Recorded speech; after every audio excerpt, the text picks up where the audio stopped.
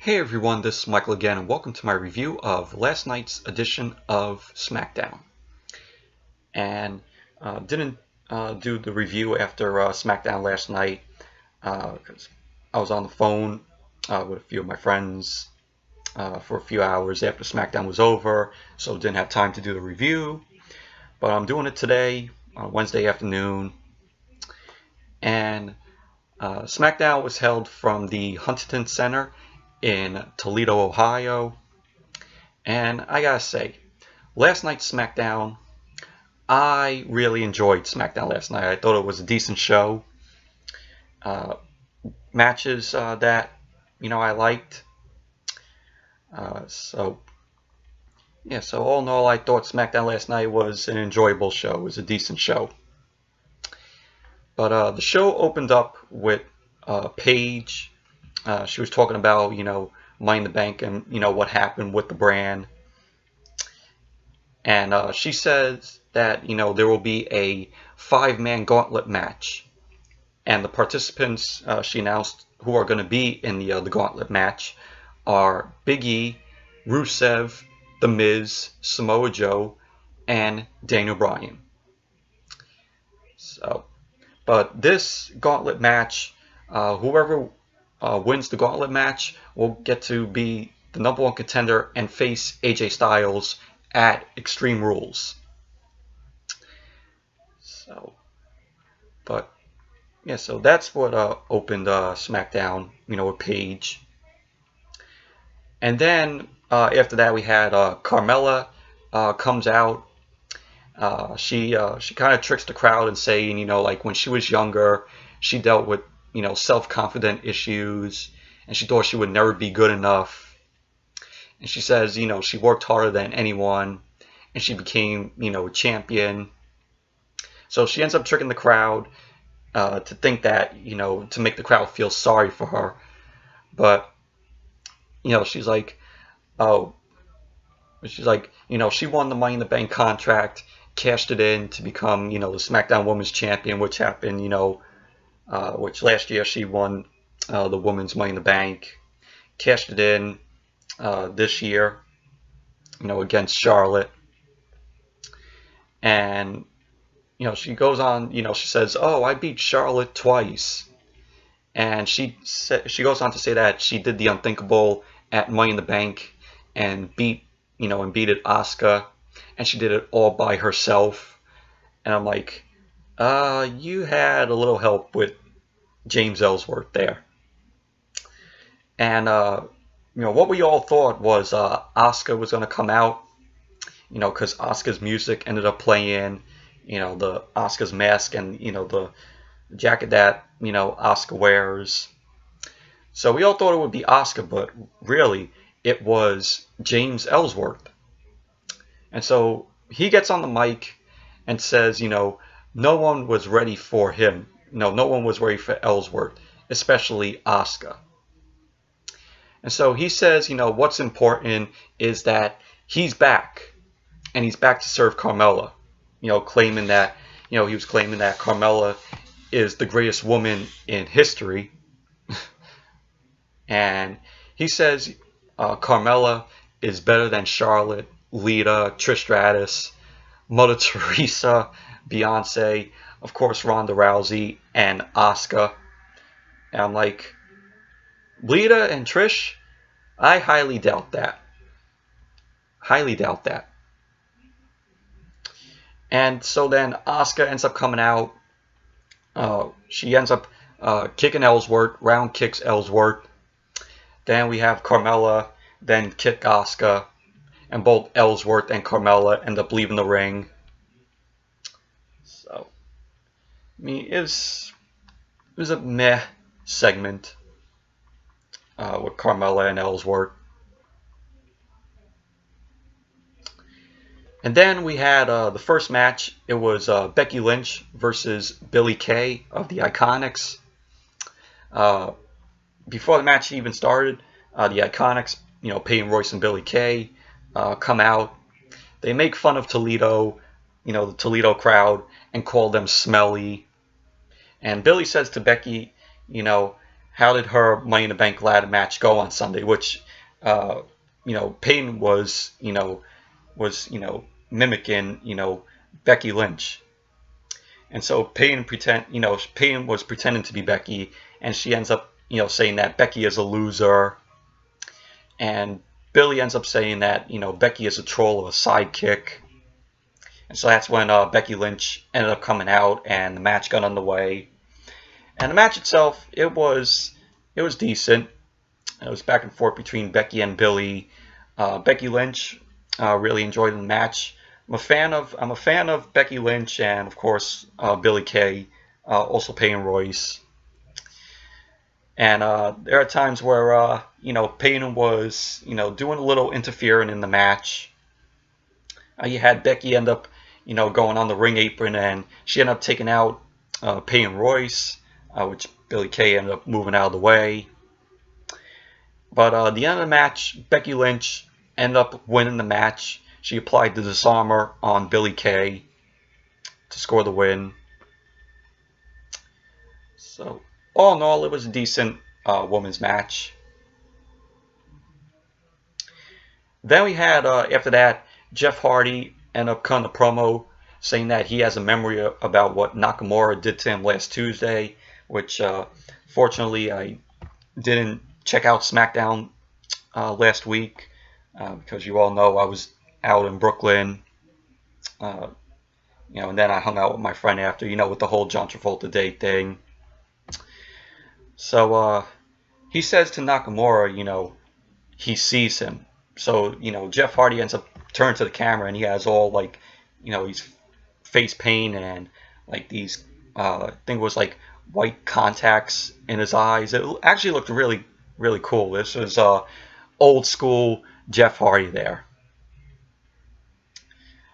So it was a cool promo from Jeff Hardy. Very old school of Jeff Hardy when he used to do, the face paint back then, when he was a singles competitor.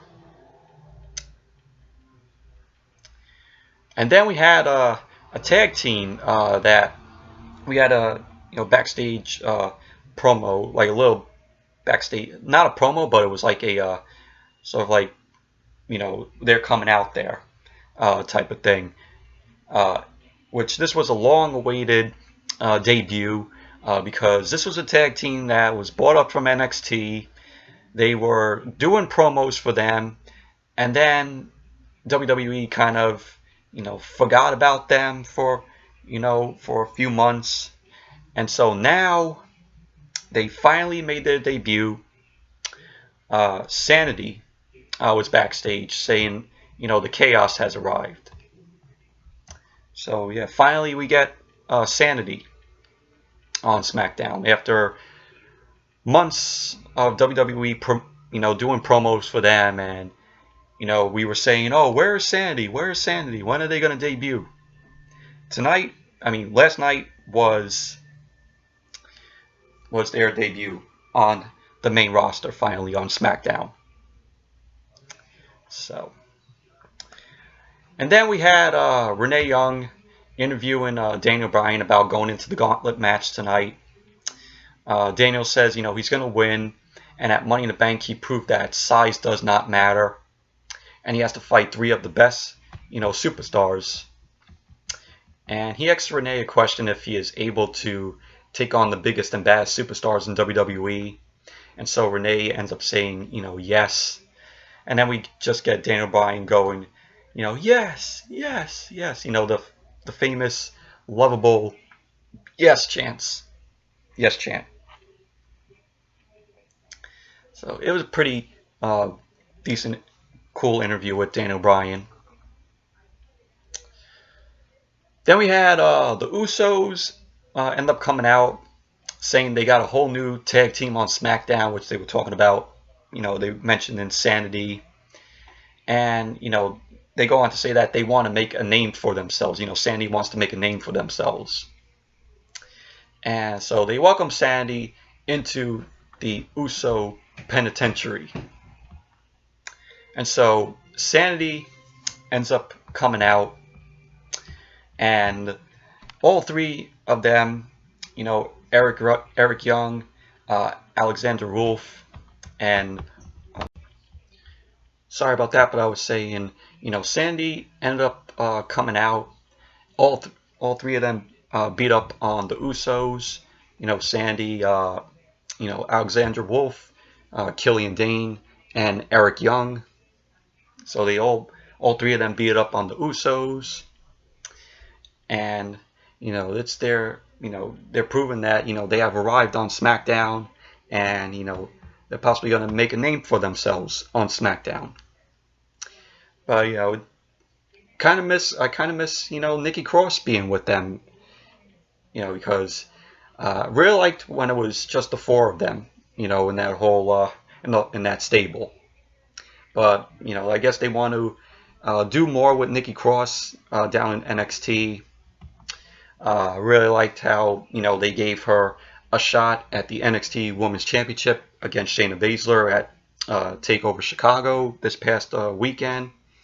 Although that match, in my opinion, wasn't the greatest, though. But at least they gave Nikki Cross, a shot at it.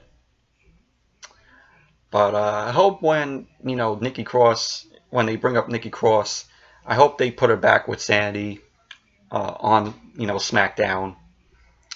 So, because I don't know, that's just me. It doesn't feel, the stable doesn't feel complete without Nikki Cross. So, but yeah, that was pretty much what happened. The Sandy came out and they beat up on the Usos. And then we had Renee Young interviewing Shinsuke Nakamura about his loss to AJ Styles at Money in the Bank in the Last Man Standing match. And so Nakamura ends up going, "What is loss?" it was funny though. Really got like Nakamura, as a heel, and doing all the saying, "What is loss? No speak English."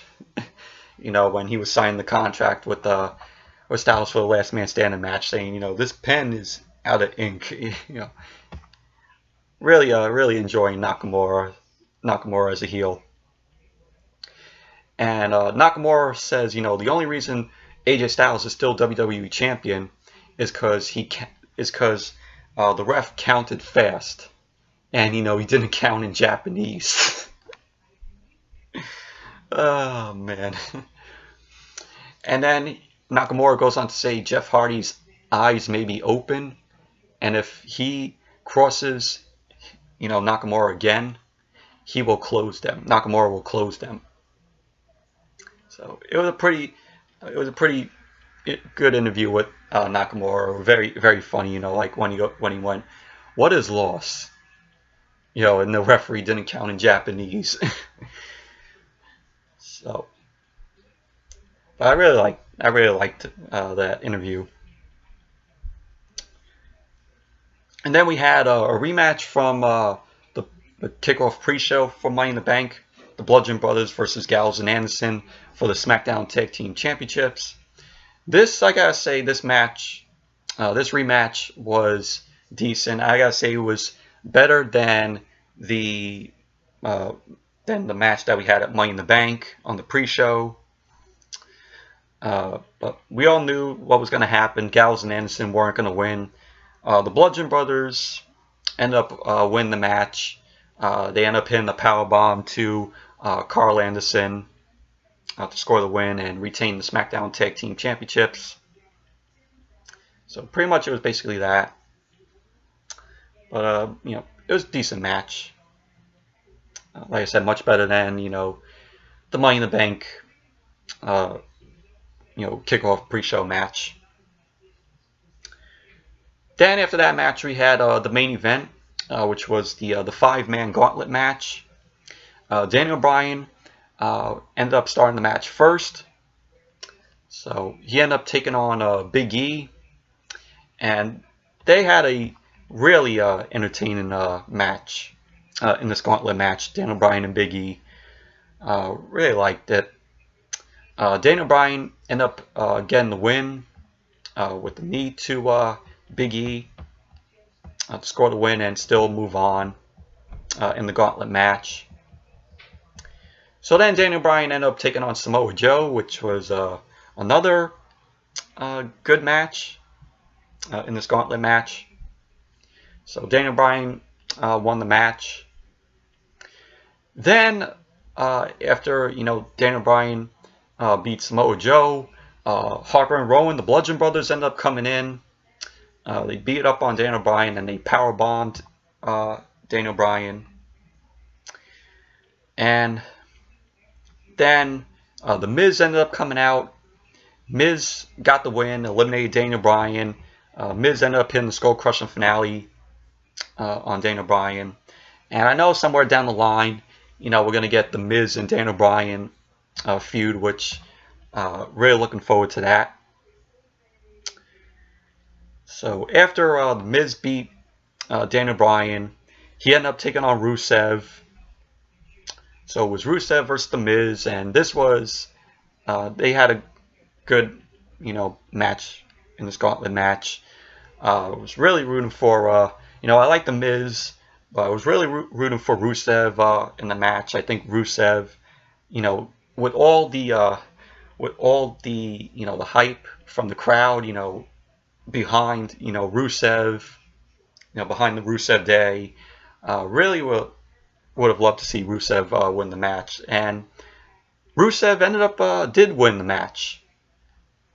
He ended up locking in the accolade on the Miz to score the win, and so Rusev wins the gauntlet match, gets to face AJ Styles for the WWE Championship at Extreme Rules, which I forgot to mention.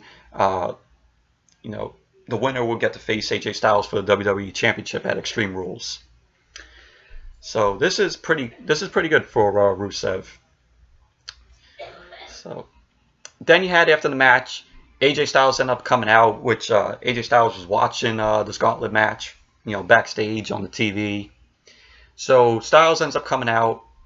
Him and Rusev end up, shaking hands. Aiden English, this was really funny. Aiden English gets in, and he wants Styles to shake his hand. So Styles tries, to shake Aiden's hand, but Aiden pulls his hand back. And so Styles ends up slapping Aiden, and Aiden just falls, which was really funny. And pretty much that ended SmackDown. So, but really liked this main event, this 5-man gauntlet match. It was really good match, really good storytelling from the superstars in this match. It was good. It was a good gauntlet match, and I'm really happy that Rusev is going to challenge, is going to fight AJ Styles for the WWE Championship at Extreme Rules. So, yeah. So, anyways, that's it for my review of last night's edition of SmackDown. Thank you all for watching, and be sure to give this video a thumbs up, comment, subscribe, and until the next video, which will probably be my review of Lucha Underground of episode 2 of this new season, season 4. So until that video, I'll see you all later.